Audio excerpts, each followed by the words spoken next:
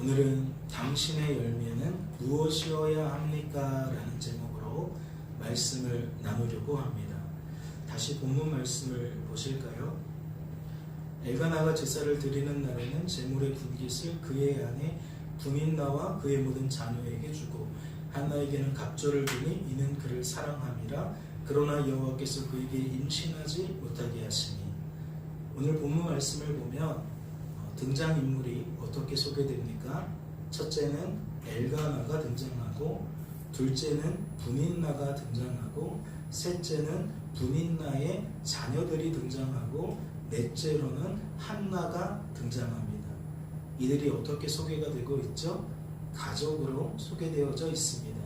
엘가나는 남편이라는 것이고, 분인나와 한나는 아내라는 것이고, 분인나의 자녀는 엘가나의 자녀들이라는 거예요. 이러한 한 가정이 4절부터 어디까지? 7절까지 그 내용이 쭉 소개가 되어져 있다는 거죠. 그래서 이 본문을 통해서 우리가 무엇을 엿보게 됩니까? 6절과 7절 말씀을 특별히 보면 여호와께서 그에게 임신하지 못하게 하심으로 그의 적수인 분인나가 그를 심히 격분하게 하여 괴롭게 하더라. 매년 한나가 여호와의 집에 올라가 때마다 남편이 그같이 하매 분인나가 그를 격분시키므로 그가 울고 먹지 아니하니. 가정이 소개가 되어져 있는데 그 가정의 모습이 어때요? 화목합니까? 이 가정이 매우 평안한가요? 성경적인 언어로 바꾸자면 안식이 있습니까? 하나님의 나라가 누려지나요? 말씀 그 자체만 보면 그러지 못한 것 같아요. 그래서 이러한 본문 말씀을 배경으로 여러분과 몇 가지를 나누고자 합니다. 첫째로, 오늘 본문에 소개된 이 가정에서 마음이 괴로웠던 사람은 누구였을까요? 남편이었던 엘가나였을까요? 아니면 그의 아내였던 분인나였을까요? 아니면 엘가나의 또 다른 아내였던 한나였을까요? 말씀은 그 답을 우리에게 어떻게 소개하고 있습니까? 한나라고 소개하고 있어요. 그가 울고 먹지 아니하니. 마음이 너무 괴로워서 한나는 울고 먹지 않았다라고 소개하고 있다는 거죠. 그렇다면 생각해보지 않을 수 없잖아요. 한나는 누구 때문에 마음이 괴로웠던 겁니까? 말씀이 그대로 보여주고 있죠. 엘가나의 또 다른 아내였던 분인나 때문에 한나는 마음이 괴로웠던 거예요. 다시 말해 분인나가 한나를 심히 격분시켰기 때문이라는 거죠. 한나는 분인나 때문에 마음이 괴롭게 되었다는 것이고, 그로 인해 울게 되었다는 것이며 음식을 먹지 않게 되었다는 겁니다. 무엇을 방증하는 거죠? 한나는 마음이 몹시 괴로웠다는 거죠. 분인나 때문에 견딜 수 없을 만큼 마음이 몹시 괴로웠다라는 것을 말씀에서 드러내주고 있다는 거예요. 그렇다면 우리들은 또다시 생각해보지 않을 수 없습니다. 분인나는 무엇 때문에 한나를 괴롭힌 걸까요? 분인나는 어째서 한나의 원수가 되었냐는 겁니다. 말씀은 그 이유를 어떻게 소개하죠? 매년 한나가 여호와의 집에 올라갈 때마다 남편이 그같이 하매 분인나가 그를 격분시키므로 그가 울고 먹지 아니하니. 첫 번째 이유는 무엇으로 설명하고 있어요? 남편의 어떠한 행동 때문에 결국 한나가 피해를 보고 있는 것으로 소개하고 있습니다. 그래서 우리들은 그 힌트를 어디에서 찾을 수 있어요? 앞서 살펴본 4절과 5절에서 살펴볼 수가 있는 거예요. 엘가나는, 즉 남편은 제사를 드리는 날에, 즉 여호와의 전에 성막에 올라가는 날에 제물의 분깃을 그의 아내 분인나와 그의 모든 자녀에게 주고 한나에게는 갑절을 주니 이는 그를 사랑함이라. 어떠세요? 힌트를 발견하십니까? 해마다 엘가나가 어떠한 행동을 했는지, 그러한 그의 행동이 어째서 한나와 분인나의 관계를 틀어지게 만들었는지 발견하셨냐는 거예요. 다시 7절 말씀을 보세요. 남편이었던 엘가나는 해마다 매년마다 반복했어요. 무엇을 반복했어요? 재물의 분깃을 나누어 주는 일을 반복했어요. 말씀을 자세히 읽어보면 골고루 잘 나눠준 것 같아요. 그런데 무엇이 분인나로 하여금 한나를 미워하게 만든 겁니까? 무엇이 분인나로 하여금 한나를 원수로 대하게 만들었냐는 거예요. 다른 게 아니죠. 엘가나는 한나에게 갑절로 재물의 분깃을 나누어 주었기 때문입니다. 다시 한번 정리해 드려요. 분인나는 어째서 한나를 원수처럼 대했다고요? 남편인 엘가나가 자신의 분깃을 가족에게 골고루 나누어 줄 때에 유독 한나에게만 어떻게 나누어 주었다? 갑절로 나누어 주었다. 이게 누구에게 상처가 되는 거죠? 누구에게 불만이 되어지는 거죠? 남편이 그같이 함에 분인나가 그를 격분시키므로. 무엇을 방증하는 겁니까? 남편의 이러한 행동이 분인나에게 몹시 무엇을 일으켰다? 분노를 일으켰다. 지금 그 얘기를 하고 있는 거예요. 분인나는 이러한 남편의 행동이 마치 자신을 차별하는 것처럼 여겨졌다는 거죠. 남편이 자신을 한나와 다르게 대하는 것처럼 받아들여졌다는 거예요. 말씀 역시 이러한 사실을 어떻게 뒷받침하고 있습니까? 이는 그가 한나를 사랑했기 때문이라고 소개하고 있어요. 이는 어떠한 의미를 분인나에게 갖게 만드는 겁니까? 남편은 나를 사랑하기보다는 저 한나만 사랑한다라고 받아들여졌다라는 이야기가 되겠죠. 그런데 따져볼 게 있어요. 정말 그럴까요? 남편이 정말 한나만 사랑했던 걸까요? 분인나는 사랑하지 않은 걸까요? 다른 가족들은 사랑하지 않은 걸까요? 우리들은 이 상황을, 이러한 결과를 꼭 그렇게만 바라보아야 하냐는 겁니다. 생각해 보세요. 한나는 무엇이 없어요? 오늘 말씀을 보니까 자녀가 없어요. 그런데 분인나는 어때요? 분인나는 한나와 다르게 자녀가 있어요. 말씀을 하나 보세요. 그의 남편 엘가나가 그에게 이르되 한나여 어찌하여 울며 어찌하여 먹지 아니하며 어찌하여 그대의 마음이 슬프냐? 내가 그대에게 10 아들보다 낫지 아니하냐 하니라. 엘가나는 슬퍼하는 한나에게 이와 같이 말하고 있는 것인데 아무런 뜻 없이, 아무런 이유 없이 10 아들보다 낫지 않냐고 말하지 않은 것 같아요. 즉, 이 문장을 통해서 우리가 무엇을 유추해 볼 수 있느냐? 한나는 자녀가 하나도 없었지만 분인나는 적어도 자녀가 10명 이상이었을 것이다. 10명쯤이었을 것이다 라는 것을 우리는 유추해 볼 수가 있다라는 거죠. 이러한 상황 속에서 남편인 엘가나는 자신의 분깃을 어떻게 나누어 준 겁니까? 엘가나는 오직 분인나와 한나에게만 분깃을 나누어 주었나요? 분인나의 자식들은 배제한 채 오직 그들의 어머니라 할 수 있는 분인나와 한나에게만 자신의 재물을 나누어 주었냐는 거예요. 만약 그렇다면 지금 5절 말씀에 소개되어져 있는 갑절이라는 이 단어의 의미는 말 그대로 분인나에게는 1000만 원을 나누어 주었다면 한나에게는 얼마를 나누어 주었다는 거죠? 2000만 원을 나누어 주었다는 의미가 되는 겁니다. 그렇다면 분인나의 입장에서는 이러한 결과를 용납할 수 있겠어요? 여러분이라면 용납할 수 있겠습니까? 동일한 입장에서 나는 용돈을 10만 원을 받는데 옆에 있는 저 아이는 20만 원을 받아요. 그러면 여러분은 그걸 정당하다고 생각하겠어요? 그 일에 불만을 품게 되지 않겠냐는 거죠.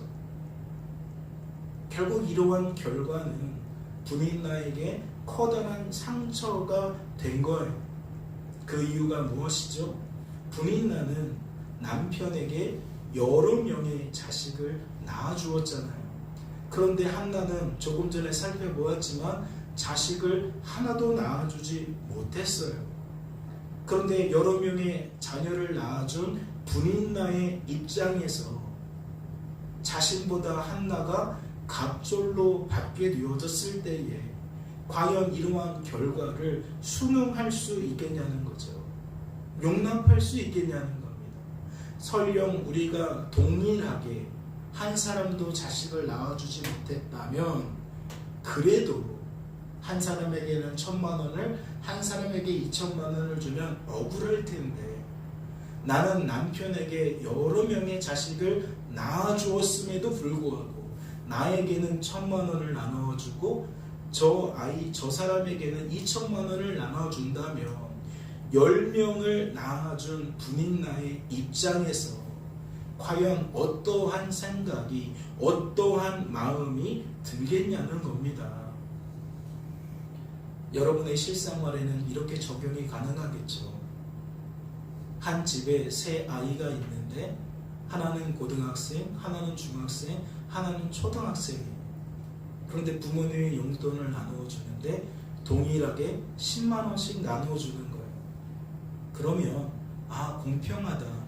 우리 각자에게 부모님은 정말 공정하게 용돈을 나누어 주는구나 라고 생각을 하겠습니까? 아니면 내가 첫째인데 아니 나는 고등학생인데 나를 왜 초등학생과 중학생과 똑같이 대우하려고 하지? 초등학생에게 10만 원을 주면 중학생에게는 15만 원을 주고 고등학생에게는 20만 원을 줘야 되는 거 아니야? 라고 받아들이지 않겠냐는 거죠. 분인나의 입장이 딱 그러겠다는 겁니다. 나는 남편에게 많은 자식을 낳아주었는데 남편에게 자식 하나 낳아주지 못한 한나를 그런 나보다 그런 자신보다 갑절로 사랑하는 그 남편의 모습이 어떻게 여겨져요? 부당하게 여겨져요.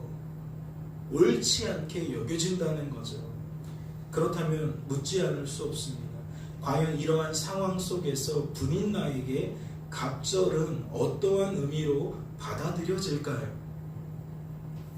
만약 엘가나가 오직 한나와 분인나에게만 분깃을 그렇게 나누어 주었다면 갑절은 한나를 향한 남편의 갑절의 사랑으로 여겨졌을 거예요. 다시 말해 갑절은 분인나의 입장에서 편애로 여겨졌을 거라는 거죠. 한쪽으로 치우친 사랑으로 여겨졌을 거라는 겁니다. 고등학생의 입장에서 초등학생이 나와 똑같이 용돈 받는 것에 대하여 어떠한 마음이 들게 되어지느냐? 우리 엄마 아빠는 저 아이를 편애하는구나. 그렇게 여겨진다라는 거죠. 그런데 말씀을 보니까 엘가나는 자신의 분깃을 어떻게 나누어 주었습니까? 말씀을 통해 확인하게 되는 것이 무엇이죠? 오직 분인나와 한나에게만 나누어 준 것이 아니라 분인나의 모든 자녀에게도 나누어 주었어요. 만약 자녀당 100만 원씩 나누어 주었다면 10명이라고 가정할 때에 그 값은 얼마죠? 1,000만 원입니다. 그러면 분인나에게 1,000만 원을 주었는데 그의 자식들에게도 1,000만 원을 준 것이 되는 거죠. 그러면 이 둘을 합하면 얼마가 됩니까? 2,000만 원이 되어져요. 그러면 이 2천만 원은 무엇과 똑같습니까? 한나가 분인나보다 갑절로 받게 되어진 그 금액과 동일해지는 겁니다. 즉 한나의 가정도 1,000만 원인 것이고 분인나의 가정도 1,000만 원이 되는 거라는 거죠.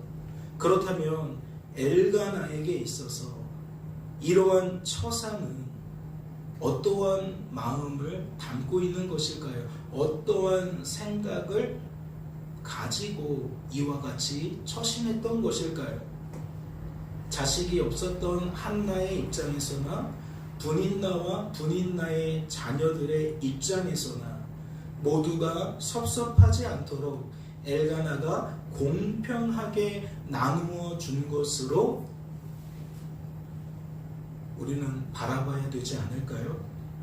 그러니까 갑절로 표현된 것은 한나에 대한 엘가나의 갑절의 사랑을 의미하는 것이 아니라, 즉 편애를 한쪽으로 치우친 사랑을 의미하는 것이 아니라 도리어 자식이 없는 다른 아내, 즉 한나를 엘가나가 배려한 것으로, 그녀를 불쌍히 여긴 것으로 우리는 해석할 수도 있지 않겠냐는 거예요. 이해가 되시죠? 같은 가정을 이루고 살아가는데 한 사람은 자식이 계속 생겨요. 계속 생긴다는 게 뭐 1년에 한 달에 한 명씩 낳는다는 얘기가 아니잖아요. 적어도 자식을 10명 정도 낳으려면 시간이 얼마가 필요합니까? 예, 최소한 10년이 필요한 겁니다. 최소한 10년. 그러면 10년 동안 한쪽에서 자식을 계속 낳을 때에 다른 한쪽은 뭐 하는 겁니까? 자식이 하나도 없다는 건 상대방이 자식을 10년 동안 계속해서 출산하는 것을 막연히 지켜만 봐야 했다는 거예요. 그러한 상황을 묵묵히 감당해야 됐다는 거죠. 그 묵묵히 감당하는 시간이 즐거움이었을까요?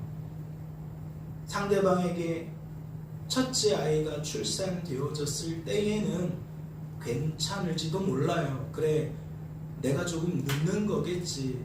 때가 되면 나에게도 출산할 기회가 주어질 거야. 둘째까지도 어쩌면 괜찮아 보일지 몰라요. 아, 그래, 내가 조금 느린가 보다.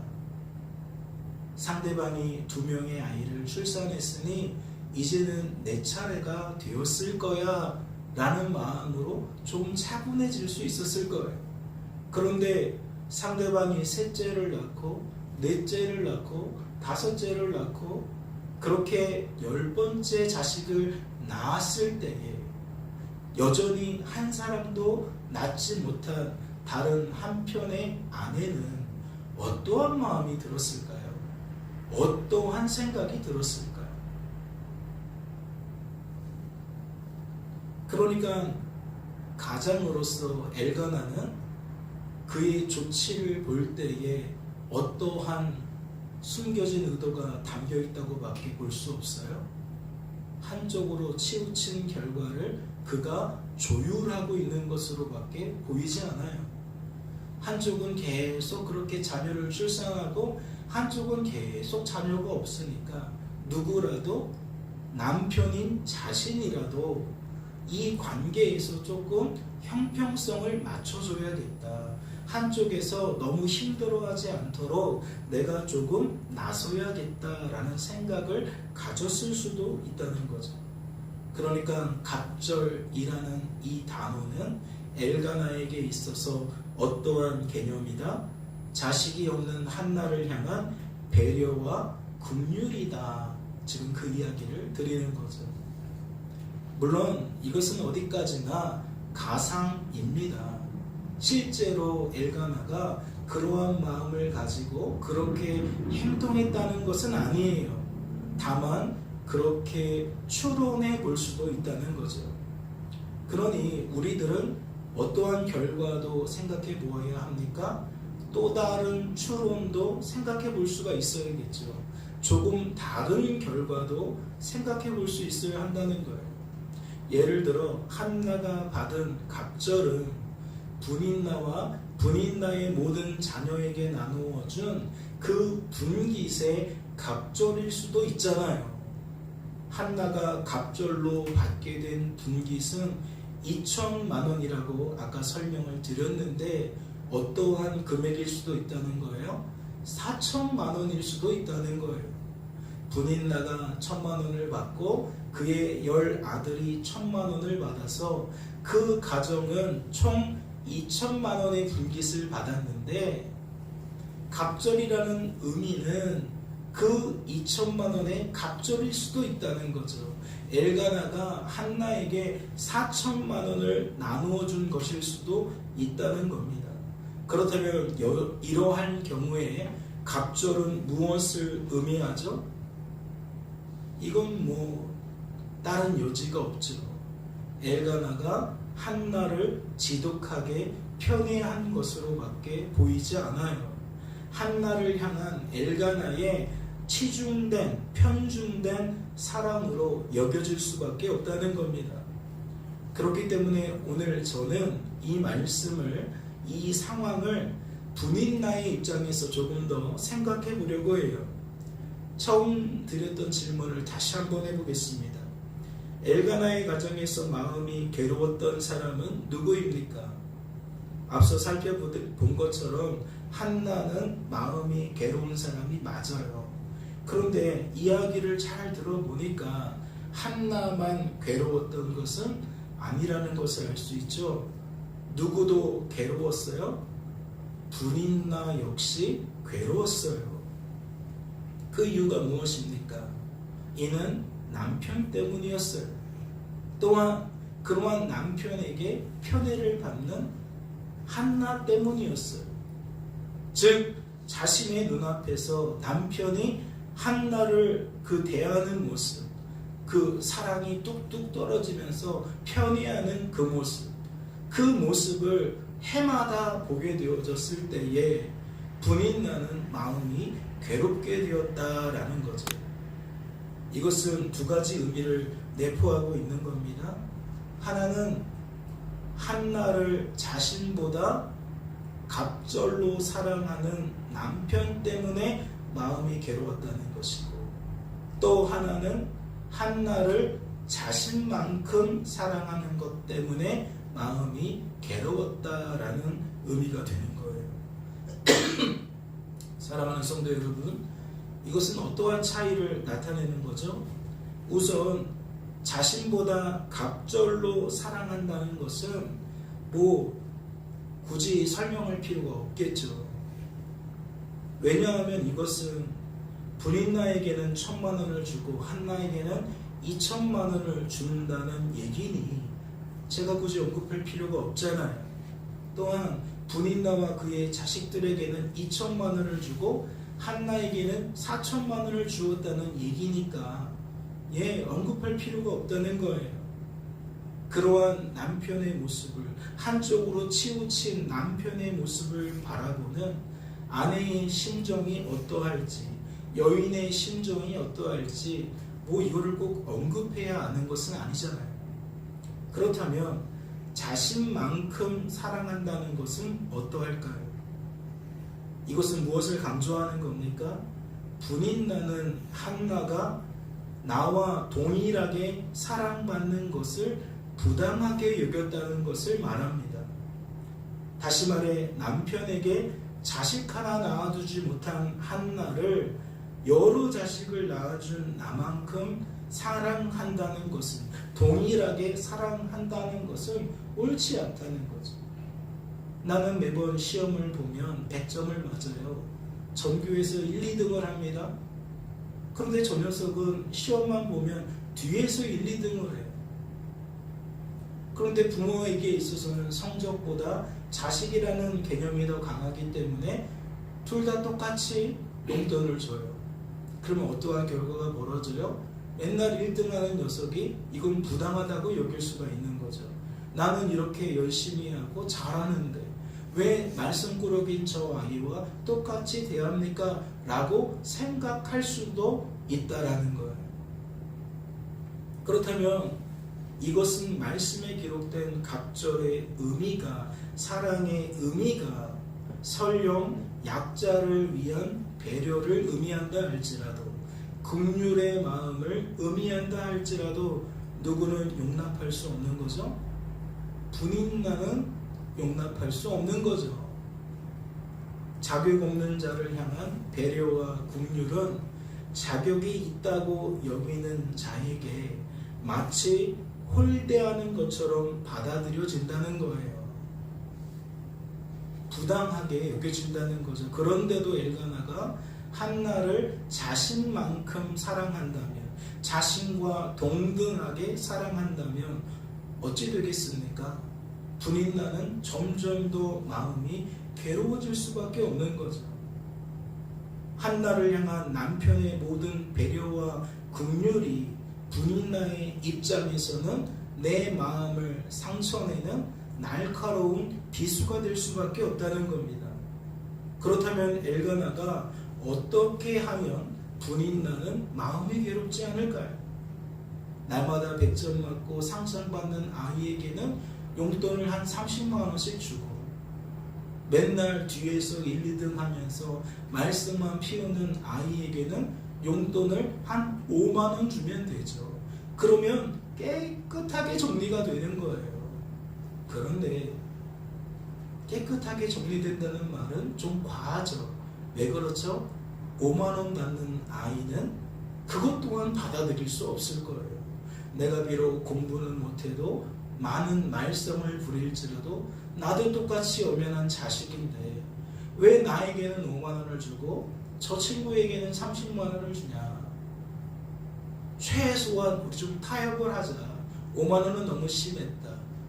한 15만 원까지는 내가 받아들이겠다. 그러면 나도 불만 갖지 않겠다. 나도 내가 한 일이 있으니까 15만 원 정도면 아빠를 공평하다고 여기겠다. 엄마를 공평하게 여기겠다. 그리 말할 수 있다라는 거죠. 그러니까 각자의 입장에서 자신이 당하는 일을 자신의 기준을 가지고 판가름하면서 무엇을 느낄 수 있음을 보여주는 겁니까? 억울함을 느낄 수 있다는 것을 보여주는 거예요. 오늘 말씀을 보면 그런데 엘가나는 어떻게 처신을 합니까? 매년 한나가 여호와의 집에 올라갈 때마다 남편이 그같이야.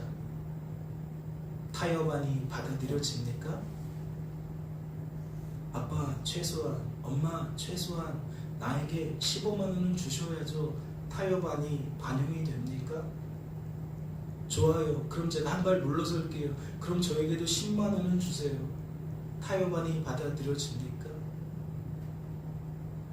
타협안이 안 받아들여져요. 공부 잘하는 아이의 입장에서 나를 똑같이 대하지 마시고 나에게 용돈을 저 아이보다 좀 많이 주세요. 한 30만 원 주세요. 저 아이는 한 5만 원 주시고 한 30만 원 주세요. 안 받아들여지는 거예요. 좋아요. 그러면 20만 원 주세요. 쟤는 5만 원 주고 나는 20만 원 주세요. 안 받아들여지는 거예요. 초지일관 엘가나는 어떻게 대하는 거예요? 자식이 없는 한나에게는 여전히 갑절로 주는 거예요. 분인나와 분인나의 모든 자녀에게 주어진 그 분깃에 갑절로 늘 한나에게 주었다는 거죠. 그렇다면 가정이 평안할 수가 있을까요?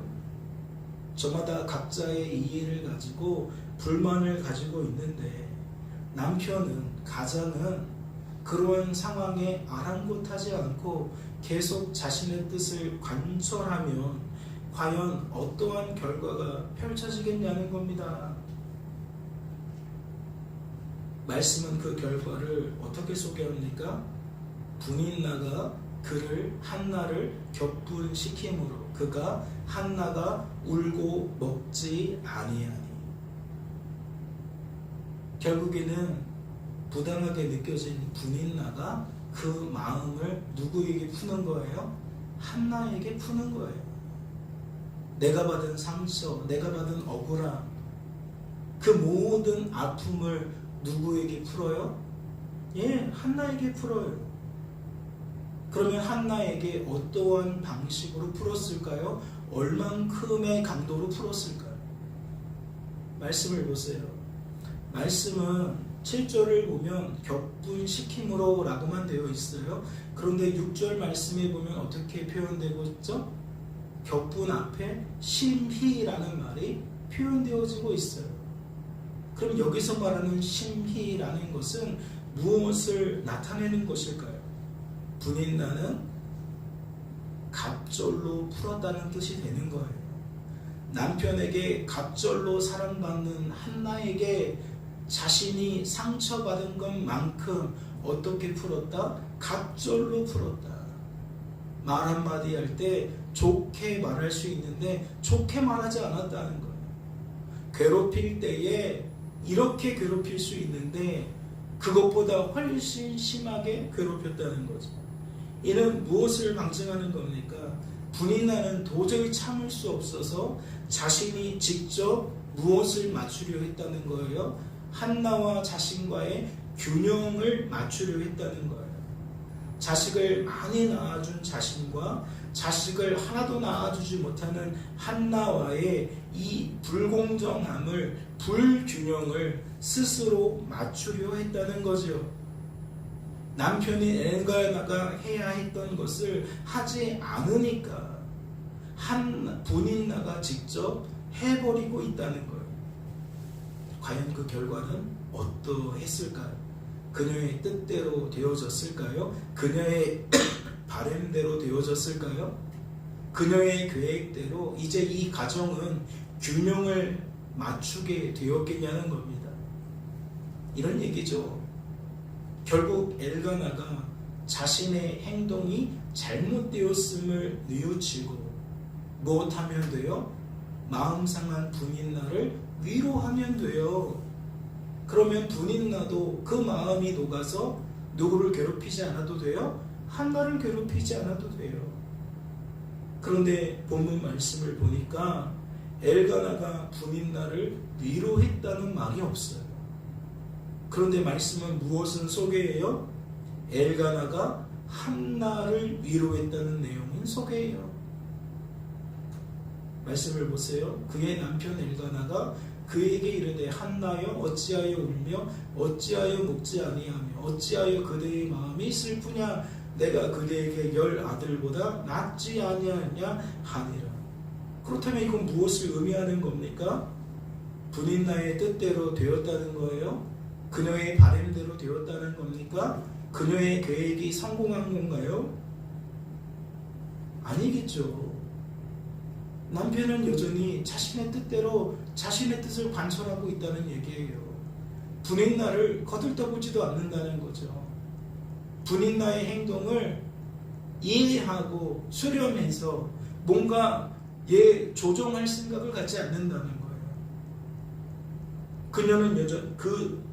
엘가나는 여전히 한나에게 무엇하고 있는 거예요? 또다시 갑절의 사랑을 베풀고 있는 거예요. 사랑하는 성도 여러분, 말씀을 통해 무엇을 깨닫게 되십니까? 이러한 분인나의 모습을 통해 여러분은 어떠한 마음을 품게 되냐는 거예요. 저는 이러한 스토리를 통해서 구원받은 성도의 삶은 더 이상 내가 사는 것이 아니라 그리스도께서 사시는 삶이라는 것에 매우 안심을 하게 됩니다. 매우 평안을 느끼게 돼요. 매우 기쁨을 누리게 됩니다. 왜 그렇죠? 저는 분인나의 모습을 보면서 범죄한 인생의 공통점이라고 할 수 있는 그 한계를 맛보기 때문입니다. 악하고 약하고 무능한 인생이 주어진 삶을 어떻게 바라보고 어떻게 받아들이는지, 그래서 그 결과를 자신이 어떻게 바꾸려고 하는지, 바꾸기 위해서 어떠한 노력을 하게 되는지, 분인나의 모습을 보면 누구의 모습을 본다는 거죠? 저의 모습을 본다는 거예요. 여러분의 모습을 보게 된다는 거예요. 분인나의 모습을 조금 더 살펴볼까요? 하나님께서 분인나를 통해 뭐 하신 거죠? 남편에게 자식을 낳아주게 한 거죠. 성경은 자식을 어떻게 소개하느냐? 하나님이 주신 기업으로 소개해요. 즉 하나님께서 열어주지 않으면 그 사람은 자식을 얻을 수 없는 것으로 그렇게 설명한다는 거죠. 심지어 오늘 본문에서도 그 내용이 나타나잖아요. 한나가 임신하지 못한 이유가 뭐예요?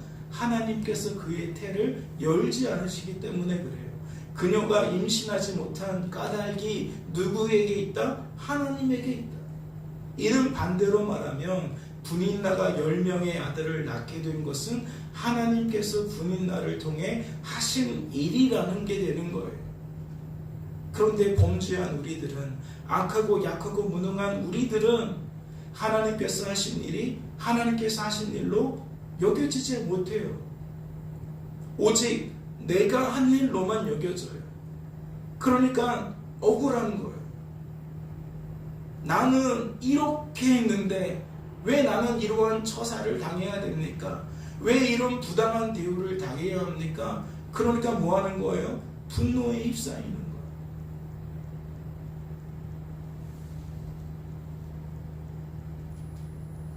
어디 그뿐인가요?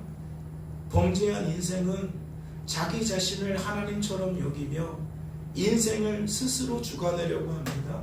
스스로 구원하려고 해요. 분인나의 모습을 보면 딱 그렇잖아요. 문제를 해결해 주지 않는 남편을 기다리지 않아요. 문제를 해결해 주는 하나님을 기대하지 않아요. 뭐예요? 내가 직접 해결하려고 해요. 내가 직접 이 상황을 바꾸려고 해요. 하지만 결과는 어때요?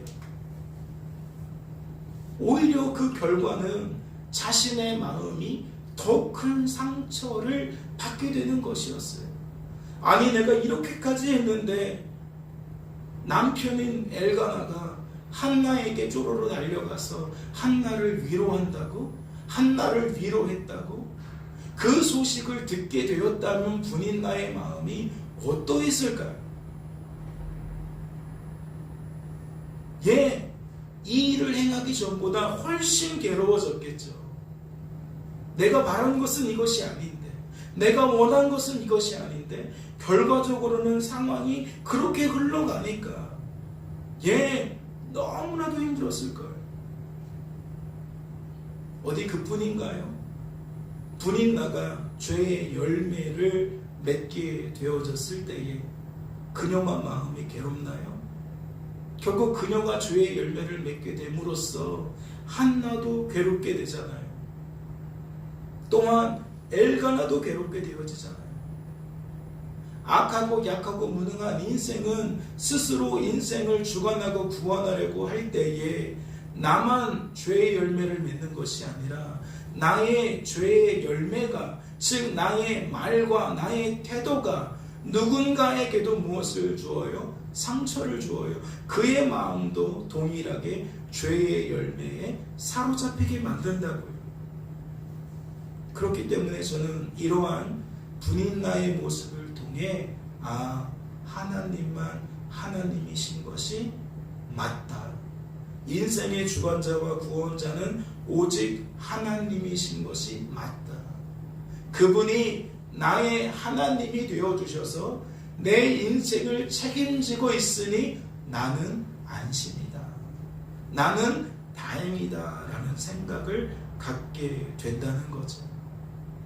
분인나와 조금도 다를 게 없는 내가 스스로 인생의 운전대를 잡고 만약 성도를 훈육한다면, 자녀들을 훈육한다면, 배우자를 바꾸려고 한다면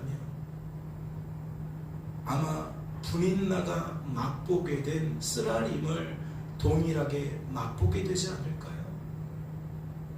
그리고 혹여라도 분인나와 다르게 자신의 계획대로 되어지는 일들을 경험한다면 아마 머리 꼭대기까지 올라가서 나의 정당성을 주장하면서 그는 더욱더 주어진 삶의 자리에서 하나님을 무시하고 하나님의 존재를 지우며 내 뜻대로 살아가는 일에 몰두하게 되겠죠.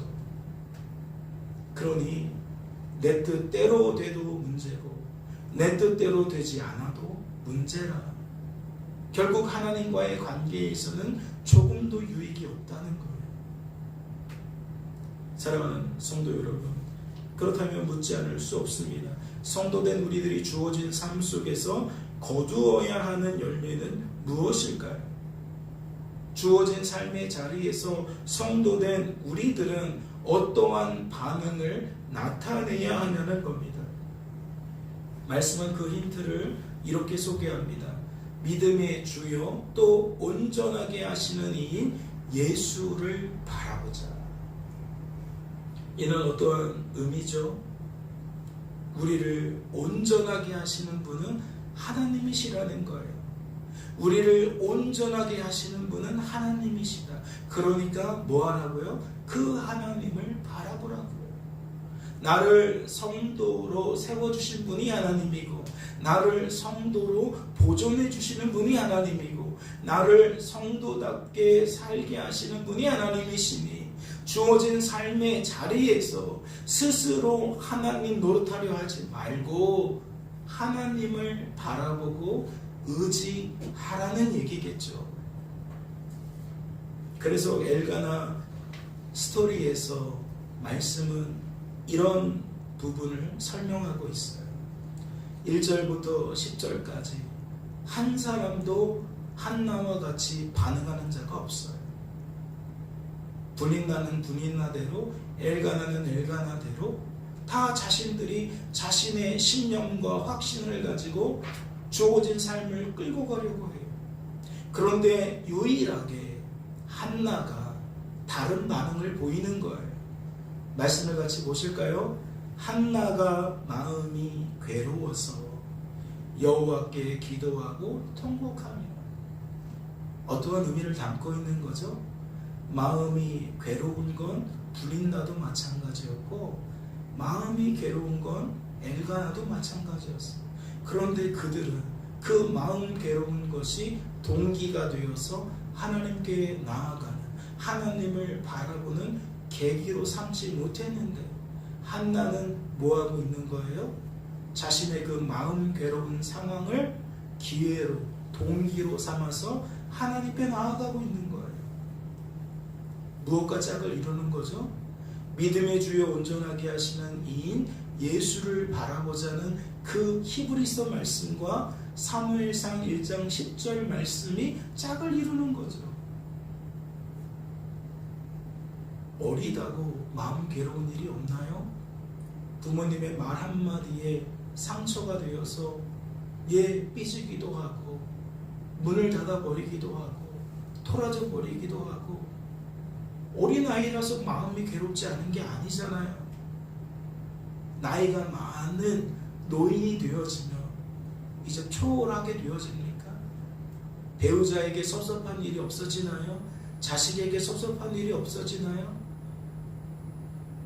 우리의 인생살이 속에서 마음 괴롭지 않은 순간은 하나도 없어요.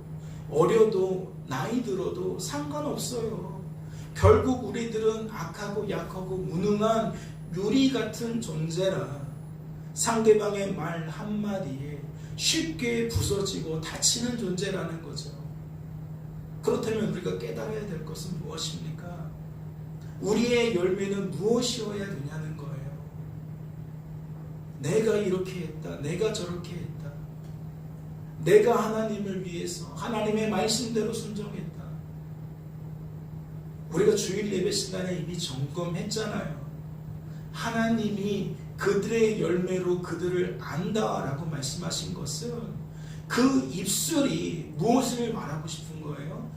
복음을 말하기를 바라신 거예요. 내가 어떠한 존재인지 하나님이 어떠한 존재인지를 밝히 깨달아서 그 입술이 하나님 때문입니다. 하나님 덕분입니다. 하나님께서 하셨습니다. 하나님 감사합니다. 라는 열매를 맺기를 바라신다는 거죠. 그 첫 단계가 뭐예요? 마음 괴로움이 하나님을 바라보는 계기가 되어지는 거예요. 마음 답답함이 하나님을 바라보는 동기가 되어지는 거예요. 주어진 삶의 자리에서 어떠한 이유로 어떠한 상황 속에서 우리에게 이와 같은 계기가 찾아올지 몰라요. 그러나 우리는 이 기회를 무엇으로 여겨야 합니까? 하나님께서 나에게 합당한 열매를, 성도다운 열매를 맺게 하시기 위한 조치로 여겨야 합니다. 즉 하나님이 일하고 있는 흔적으로 여겨야 한다는 거예요. 그러니 우리는 마땅히 무엇을 기대해야 됩니까? 이 일을 통해 하나님께 더 가까이 나아가서 하나님과 친해지게 될 나를 기대해야 되는 거죠. 깨닫는 은혜가 있으시기를 주님의 이름으로 소망합니다. 잠시 기도합니다. 하나님 아버지 감사합니다.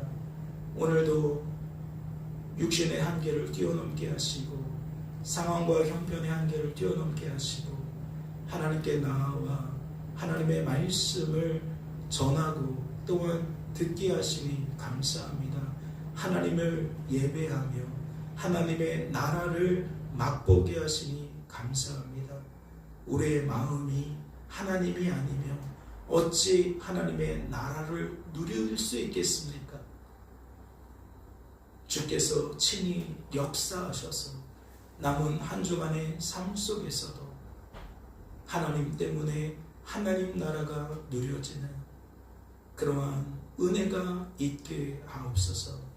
주께서 우리를 붙들어 주실 줄로 믿고 감사드리며 이 모든 말씀 우리를 죄에서 구원하신 예수님의 이름으로 기도하옵나이다. 아멘.